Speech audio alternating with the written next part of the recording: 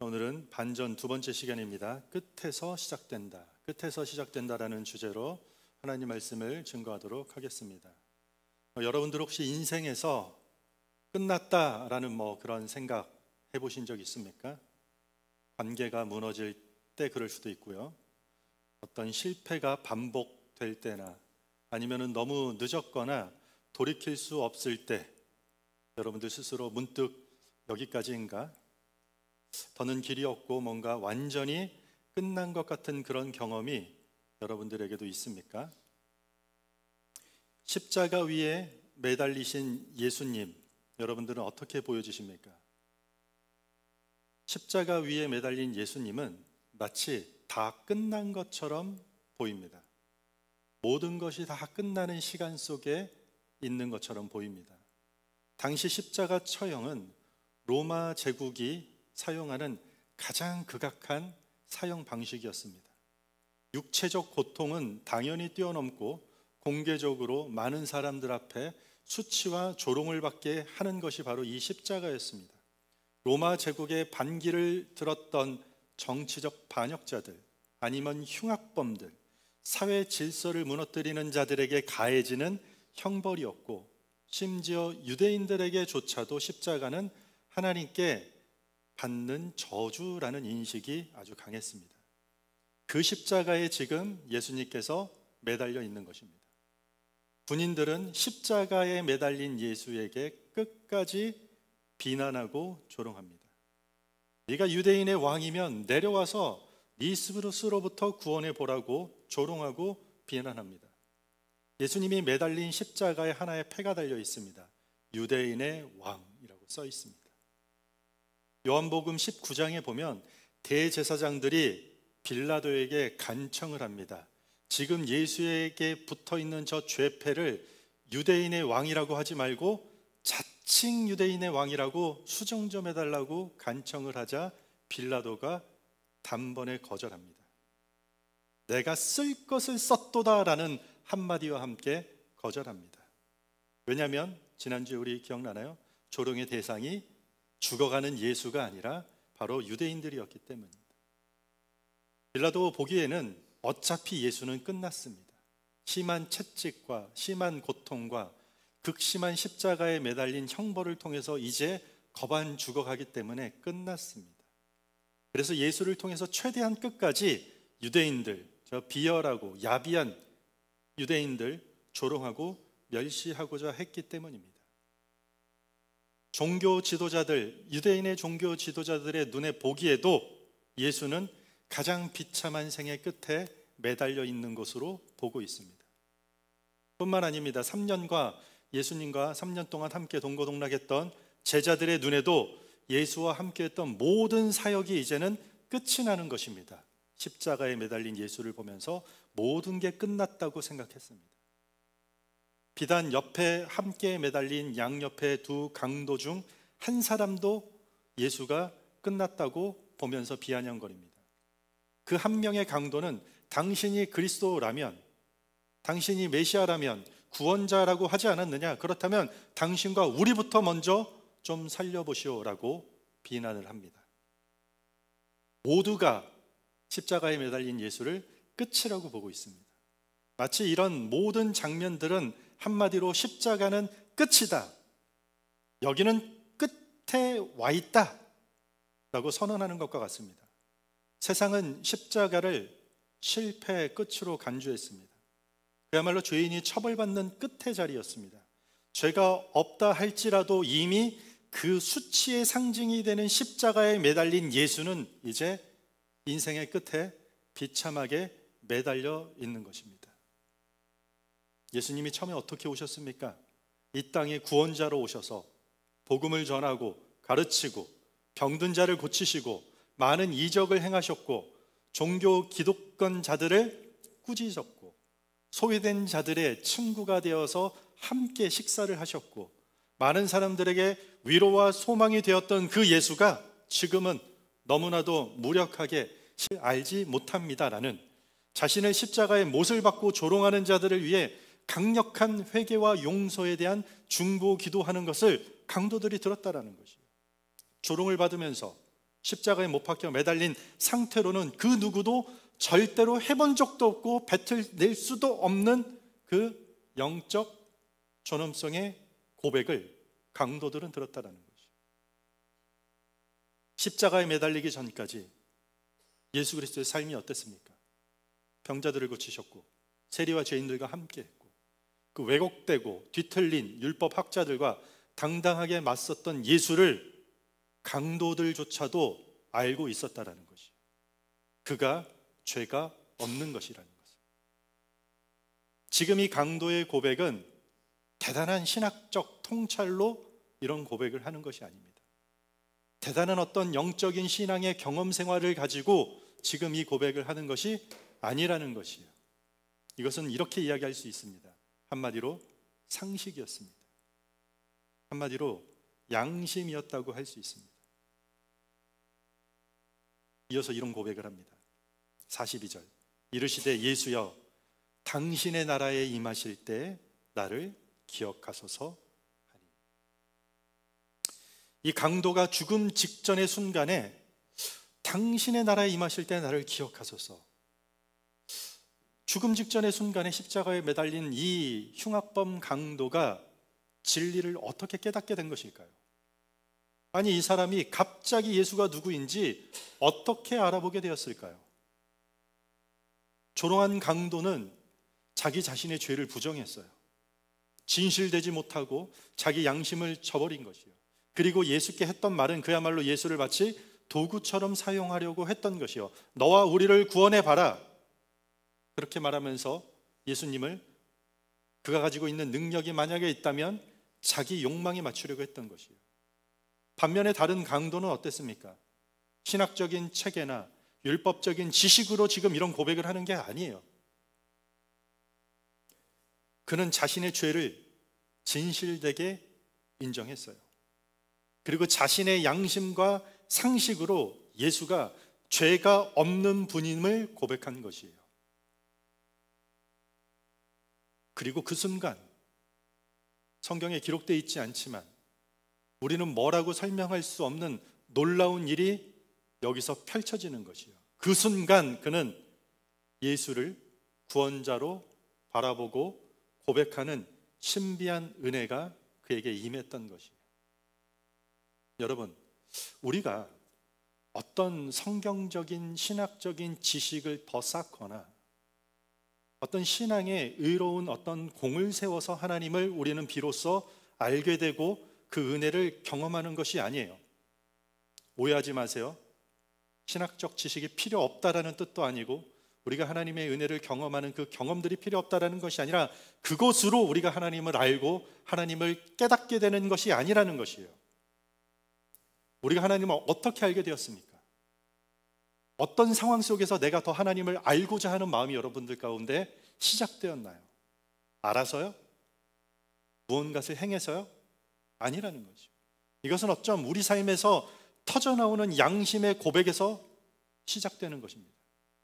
이것은 우리 각자의 삶 속에서 우리가 배우고 깨달은 상식적인 판단으로 진실되고 정직하게 우리가 주님을 찾고 주님 앞에 나아올 때에 비로소 우리는 하나님을 알게 되고 믿게 되고 이전에 못 보던 것을 보게 되는 그 놀라운 은혜가 임하게 되는 것이에요. 오늘 이 강도처럼 그 신비한 은혜, 그 놀라운 은혜는 왜, 무엇을 위해서 우리가 경험하게 되는 것일까요? 하나예요. 한 가지. 왜 우리가 하나님을 알게 되고 왜 우리가 하나님의 살아계심을 믿게 되고 왜 우리가 하나님의 은혜를 삶 속에서 경험하게 된 이유는 단 하나라는 것이에요. 43절입니다. 예수님께서 이 강도에게 하시는 말씀에 들어있는 내용이에요. 예수께서 이르시되 내가 진실로 내게 이르노니 오늘 네가 나와 함께 낙원에 있으리라. 오늘 네가 나와 함께 낙원에 있으리라.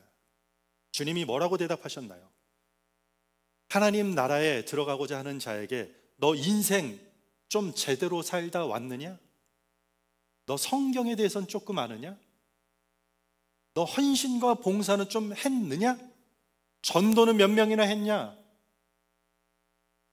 교회에서 훌륭한 일꾼으로 많은 사람들에게 칭송받은 적은 한 번이라도 있느냐라고 하지 않는다는 것이. 네가 오늘 나와 함께 낙원에 있으리라. 이 한마디는 모든 것을 뒤집는 이야기예요. 실패한 인생의 끝에 선 강도에게 영원한 생명을 선언했다라는 것이에요. 구원받는 인생의 가장 큰 반전의 핵심이 여기 들어있다는 것이요. 절망의 끝에서 구원이 터져버린 것이에요. 예수님께서 선포하셨던 구원은 부활이라는 것을 통해 완성이 되셨지만 궁극적으로는 십자가라는 가장 절망의 끝의 자리에서 그 구원이 시작되었다는 거죠. 네가 사흘 뒤에, 내가 부활한 뒤에 낙원에 있겠다라고 하지 않아요. 네가 오늘 나와 함께 낙원에 있으리라. 지금 시작되었도다. 뭐가요? 하나님의 놀라운 구원이. 어디서요? 십자가에 매달려 인생의 끝에 서 있는 자에게 누가 그 고백을, 그 선언을 하고 있습니까? 모두가 끝났다라고 하는 메시아 예수 그리스도가 십자가에 매달린 상태에서, 죽음 직전에서 강도에게 외치는 메시지였습니다. 모두가 끝이라고 하는 그 십자가, 죽음의 끝에서 구원을 이루는 생명의 역사가 시작되고 있다라는 것을 이야기하고 있는 거죠. 십자가는 죽음의 끝이 아니라 생명의 시작입니다. 하나님 나라가 시작되는 자리가 바로 십자가라는, 모두가 끝난 자리라고 여기는 바로 그 자리였던 것입니다. 십자가는 끝이 아니라 시작입니다. 우리가 하나님을 알게 되는 은혜, 우리가 하나님을 믿게 되는 은혜, 하나님이 이 땅에서 우리에게 여러 가지 생사화복을 통해서 주시는 그 은혜는 결국 최종적으로는 십자가를 관통하면서 인간의 끝에서 하나님이 시작하신다는 구원의 문을 향하고 있다라는 것을 깨닫게 하기 위함이라는 것이. 우리 인생에도 크고 작은 끝을 느낄 때가 있습니다. 이 생망 드시죠? 이번 생은 망했다. 이렇게 말하는 사람들이 참 많습니다. 힘든 일이 있으면 자살 각이네, 이런 말들이 있어요. 자살할 상황이라는 것이요, 다 끝났다라는 것이요. 인생 리셋이라는 말이 있대요. 저도 찾아보니까 다시 시작해야 된대요. 다 끝났대요. 나는 늦었다. 더 이상 이 영역에서는 도저히 회복할 수 없다. 여기서 끝났다고 말하고 싶을 때가 우리에게도 반드시 있을 것입니다. 마치 십자가에 달린 예수를 보면서 그가 했던 말들과 전했던 복음들, 그리고 그가 행하셨던 모든 일들이 다 끝났다고 사람들이 바라보는 것처럼, 어쩌면 우리는 종종 내가 믿었던 성경의 모든 말들, 내가 이전에 경험했던 모든 신앙의 경험들조차도 다 끝난 것처럼 느껴질 때가 있을 것입니다. 그러나 반전이 있습니다. 우리가 끝이라고 여기는 그 자리에서 하나님은 시작하신다. 그래서 우리의 끝은 하나님의 시작이 되는 것입니다. 왜 신앙생활을 하나요? 왜 예수를 믿나요? 왜 예수 그리스도의 십자가의 은혜를 기억하고 감사하면서 우리가 성찬 예식까지 하나요? 우리가 끝이라고 서 있는 그 자리에서 시작하시는 하나님의 은혜가 우리에겐 반드시 필요하기 때문인 거죠. 모세가 광야에서 40년 보내면서 인생이 끝났다고 다 자포자기할 때 하나님께서 떨기나무 가운데 불길로 나타나셔서 그를, 이스라엘을 출애굽시키는 민족의 지도자로 하나님의 역사를 시작하십니다. 요셉은 어떻습니까? 형들에 의해서 노예로 팔려간 곳에 억울하게 감옥에 갇힌 그 인생의 벼랑 끝에서 이스라엘 12지파를, 그 백성들을 구원하는 시작을 하나님께서 하셨다라는 것이에요. 십자가를 바라보라, 십자가를 묵상하라, 예수 그리스도의 십자가를 주목하라는 그 말 뜻이 도대체 무엇일까요? 끝이라고 생각한 곳에서 새로운 시작을 이루시는 하나님을 기대하라는 뜻이에요. 십자가는 죽음의 자리에서 새로운 생명의 시작을 이루는 현장이었습니다. 예수님은 로마의 시선에서 보면 정치적으로 끝이었습니다. 제자들의 배신으로 인해 관계의 끝이었어요. 더 이상 사람들을 동원하거나 할 수 있는 정치적인 아무 능력이 없는 그 끝에 섰고, 제자들은 다 도망갔어요. 불과 한 주 전에 예루살렘에 입성할 때 많은 사람들이 무화과 나무를 흔들면서 호산나 다윗의 자손 예수여 우리를 구원하소서라고 외쳤던 사람들은 이제 예수를 십자가에 못 박으라고 외치고 있는 거죠. 군인들과 함께 조롱하고 있는 자들이었습니다. 관계도 다 끝이 났어요. 잡히시기 전날 밤 겟세마네 동산에서 주님께서 하신 유명한 기도가 있지 않나요? 아버지여, 나의 하나님, 어찌하여 나를 버리셨나이까?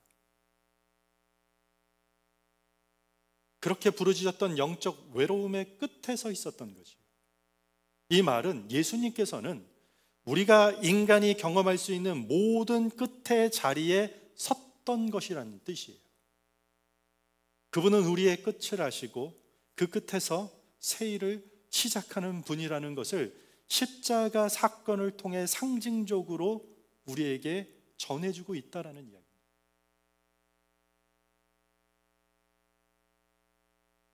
19세기 초반에 고통의 시대를 살았던 한 신앙인이 있었습니다.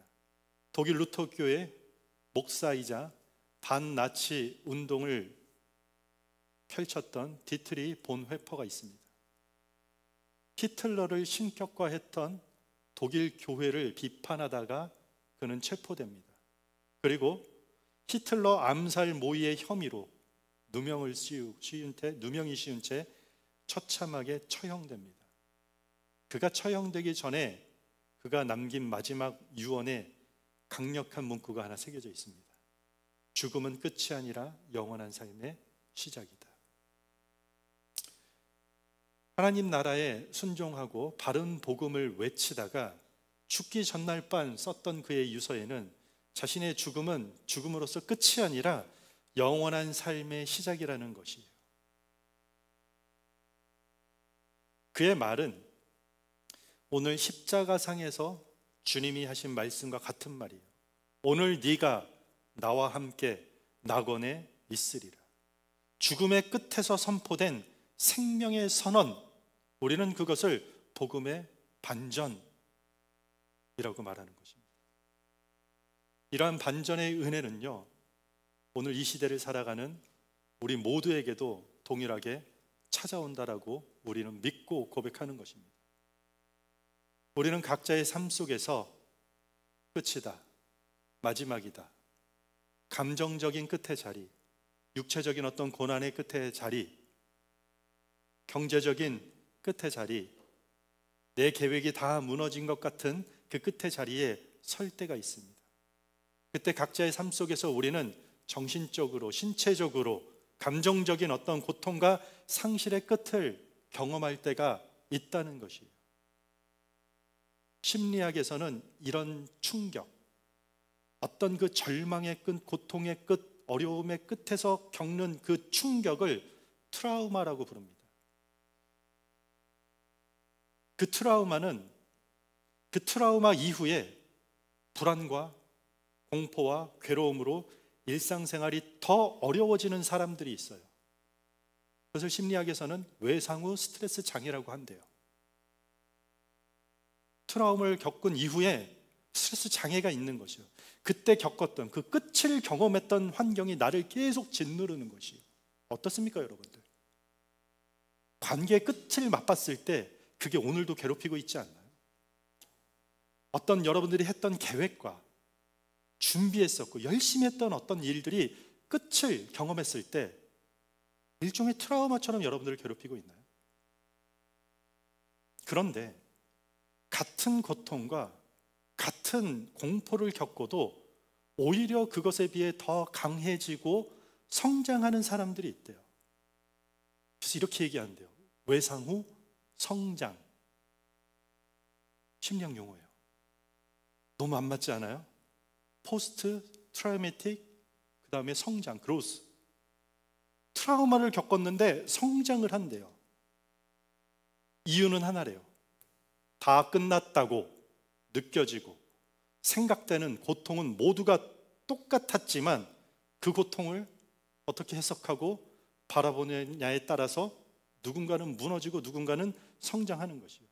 모두가 끝이라고 생각하는 자리에서 끝이다라고 생각하면 그것은 트라우마가 돼서 외상 후 스트레스 장애가 될 만큼 우리의 삶의 족쇄가 되기도 하지만 끝이가 아니다. 마지막이 아니다. 뭔가 새로운 것이 있을 것이다. 이것으로 새롭게 도약할 것이다. 비가 온 뒤에 땅이 굳어지는 것처럼 여기가 끝이 아니다라고 신앙이 없는 사람들도 이 마인드셋을 가지면 성장한다라는 것이에요. 하물며 십자가의 복음을 붙드는 그리스도인이라면 누가 봐도 끝이라고 밖에 바라볼 수 없는 자리에 선다 할지라도 그것이 끝이라고 단정짓는 것이 아니라 오히려 하나님께서 십자가에 이루신 그 구원의 놀라운 은혜의 반전을 내가 생각하는 그 인생의 끝에서, 절망의 끝에서, 감정의 그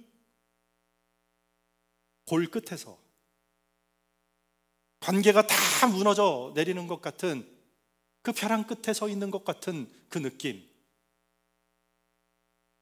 최선을 위해 이것도 준비하고 저것도 준비하지만 5년 아니 10년 평생 오면서 한 번도 이루지 못할 것 같아서 그 실패자와 같은 그 느낌에, 그 패배의식에 사로잡혀 있는 그 끝에서 하나님은 더 큰 성장으로 이어지는 새로운 시작을 하시겠다라는 것입니다. 하나님의 은혜와 하나님의 주권의 역사가 언제 상대적으로 크게 우리 가운데 임할 것 같습니까? 우리가 다 포기한다고 느껴졌을 때, 내 힘으로 더 이상 할 수 없다고 느껴졌을 때, 하나님의 새로운 시작이 시작되는 것입니다. 오늘 우리가 읽은 이 본문, 이 십자가에서 드러나는 진리는 한마디로 이렇게 얘기하고 싶습니다. 끝이라고 단정짓지 말라. 그 처절한 고난 속에서 주님이 우리에게 이 메시지를 주는 것이에요. 끝이 아니다.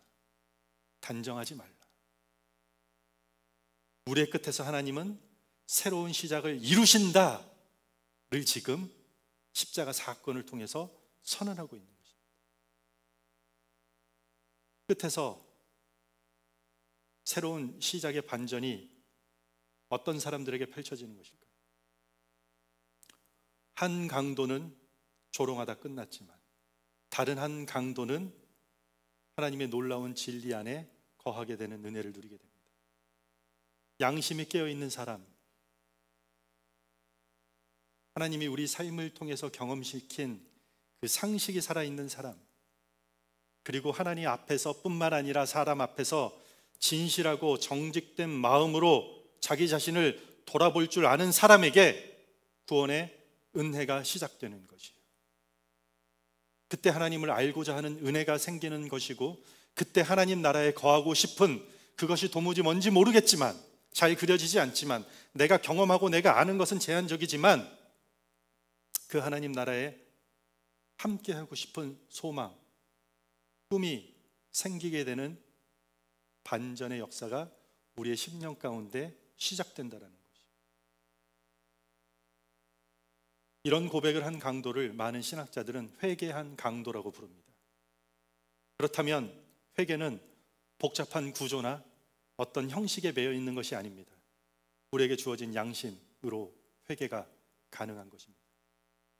우리가 듣고 내가 그동안 보았고 내가 그동안 느끼고 생각할 수 있는 그 상식이 사람과 하나님 앞에서 진실되고 정직하게 삶에 녹아내리고 있다면 회개는 이미 시작되었다는 것입니다.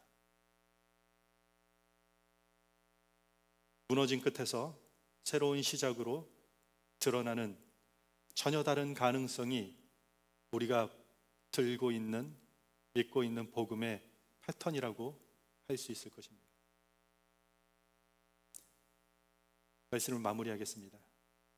오늘 이 말씀 앞에 여러분들 이렇게 스스로 질문을 하면 좋겠습니다. 우리 인생의 끝에 서게 될 때 우리가 죽음 앞에서 필요한 게 무엇인가? 감정의 끝도 있을 것이고요, 경제적 어려움의 끝도 있을 것이고요, 내 인생의 어떤 끝들, 다양한 끝에 섰을 때, 그런데 그야말로 최종적인 끝이 어디십니까? 죽음 앞에서 그 끝에 됐을 때 나에게 무엇이 필요한가? 재물입니까? 그때 권력이 필요하고 명예가 필요합니까? 우리가 끝이라고 여겨지는 그 자리에 서게 된다면, 만약에 오늘 여러분들 가운데 저 끝에 있는 것 같습니다. 하나님, 아무도 알아주지 않지만, 아니 어떤 사람들이 보기에는 끝의 자리, 아니 아무도 그렇게 보지 않지만 저 스스로는 그 끝이라고 생각되는 그 자리에 여러분들이 서 있다라면, 다시 시작할 수 있는 예수 그리스도를 바라보는 그 믿음, 그것이 우리에게 가장 필요하고 가치 있는 것이 될 것입니다. 그것을 위해 기도하고 그것을 간구하는 한 주 되시길 바랍니다. 왜냐하면 말씀 제목처럼 우리의 끝에서 하나님이 시작하시기 때문입니다. 인간의 끝에서 새로운 하나님의 시작을 이루시는 그 은혜를 누리는 디렉션교회 모든 성도들 되기를 주님의 이름으로 축원합니다.